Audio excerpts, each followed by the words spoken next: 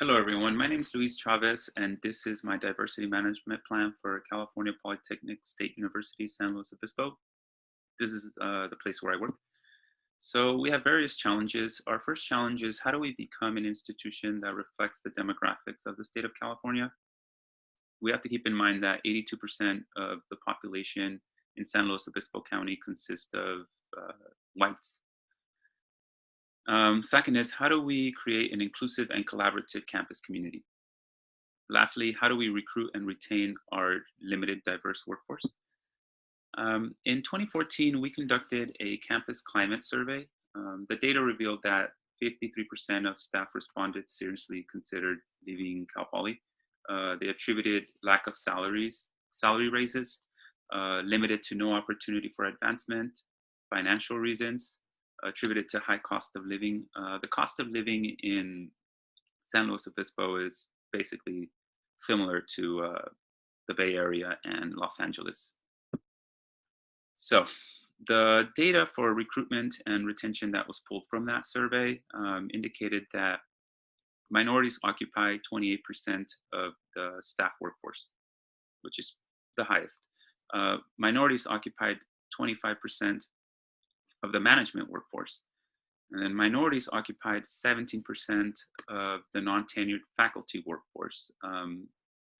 Lastly, Hispanics occupied 11% of the entire workforce. That one to me stood out, and it's something that I would love to address immediately. So how do we address that? So we came up with the collective impact approach. So collective impact is weaving of common efforts to strengthen outcomes. The way to look at it is if you ever see a flock of birds flying, one moves left, they all move left, they move right. They all work in unison. It's like they're programmed and they're all moving towards the same objective. Collective impact requires 5 key components. One is the common agenda. The other is common progress measures. The other is mutually reinforcing activities, communication, and a centralized infrastructure. So the Office of University of Diversity and Inclusion will serve as the backbone of collective impact. Collective impact requires an organization to oversee the whole process. So basically, they serve as a resource.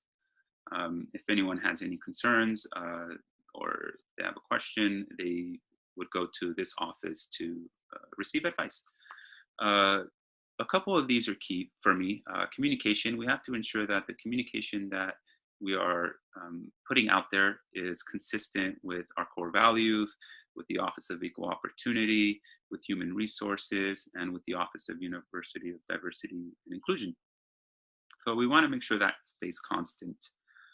The other is common progress measures. We want to make sure that we are using the same survey to measure results and to receive input from individuals. So if we are doing something wrong or if the subgroups are finding some data that we need to utilize and we need to change our process and our direction, we could do so. So collective impact requires 3 strategy groups. The 3 strategy groups that have been created are the curriculum strategy group, the campus climate strategy group, and the recruitment and retention strategy group. Notice that recruitment and retention are pieced together as they go hand in hand. The first strategy group is the curriculum strategy group. It includes a group for learn by doing, general education, and faculty and professional development. The key is to infuse diversity into the learn by doing model and to infuse it in general education and to infuse it in faculty and professional development. Same for the campus climate strategy group. We want to make sure that we're infusing diversity and inclusivity in communication, in allyship, and in the employees. The third subgroup is the recruitment and retention strategy group. Same thing, we want to make sure that we're infusing diversity into the mentoring programs, into our outreach programs, into our employee development programs. So this is what I am proposing. For recruitment, we need to advertise every recruitment in at least 3 diverse specific publication or websites. Currently, we're only advertising on higher ed jobs, diverse jobs, and Indeed. And of course, the CSU website and our own website. If we increase our diversity outreach, we're more likely to obviously obtain more diverse candidates. We also want to target advertising to the metropolitan areas like Los Angeles, San Francisco, even the San Joaquin Valley would probably yield better results than we currently are yielding. We want to ensure that the applicant pool is representative of the demographics of California. Basically, we want to make sure that we have enough diverse candidates in the pool before we move forward to the interview process or even to the selection process. We want to utilize the Give Me Five referral approach, but we only want to use it with minority employees. It's a great approach. It works great to get referrals, but we want to focus this on minority employees, whether they're staff, management, or faculty. We want to aim for a close to a no negotiation compensation policy. What this means is data suggests that um, minorities and women are more likely to get repercussions from trying to negotiate their salary, um, or it's looked down upon in a sense. So if we eliminate negotiation from our recruitment process, then we're more likely to obtain candidates that are going to be similar across the board in a way. We also want to team up with the community to identify affordable housing for low income candidates. So an idea that I have in mind is, for instance, creating a stipend for individuals that are earning a specific salary. Let's say if someone is earning less than $50,000 a year, we can provide a stipend for housing, whether that be $200, $300, or $400. That would make a significant impact on that individual's ability to stay in the area and continue to keep Cal Poly diverse. Retention is the next one. What we want to do is we want to promote career development for minority staff employees with a path for promotion into management roles. We want to develop a management mentoring program for career development, so to ensure that our managers are approaching this the right way, and that way staff are willing to kind of see a role model or an ending of where they want to progress to. We want to utilize our sourcing resources to proactively seek passive minority applicants. So for instance, just going on LinkedIn and narrowing our searches to minorities instead of, just in general. We basically just run a search and look at the most qualified candidates. We still want to make sure that our minority applicants are qualified enough. We don't want to create, a diverse campus with, diversity or minorities that just aren't qualified for the role. We're just putting them there to increase our numbers. That would be bad. We also want to proactively identify high-performing minority staff and provide them the opportunity for a path towards management. There's often times where there's minorities that are kind of shy, or they're just not outspoken, so they're the ones that are kind of left behind. But they're perfect. They're great performers and they're high achievers. And we want to identify those individuals and encourage them and provide a path for them.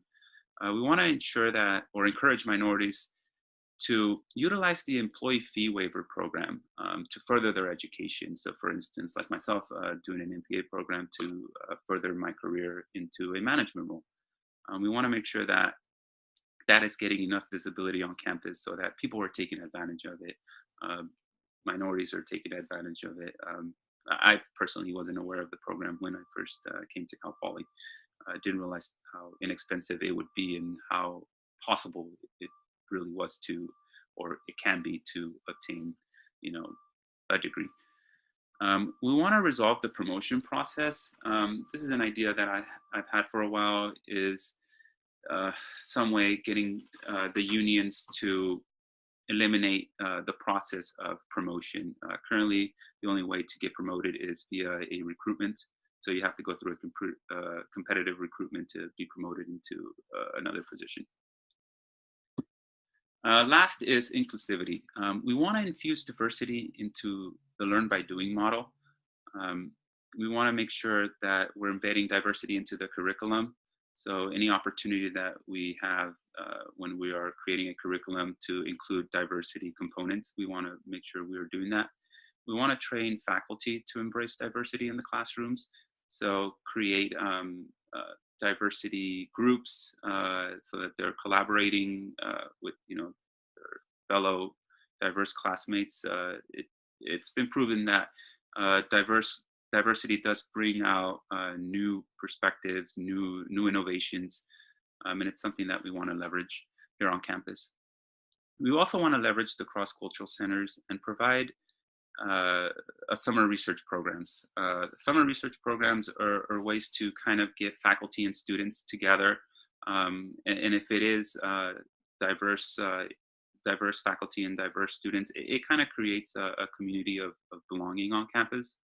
And these summer programs would create an environment for that to occur when someone is not as busy during the quarter, that they would have the time to actually do something of this nature. We want to team up with the community to identify affordable housing, of course, for low-income candidates, as I mentioned before.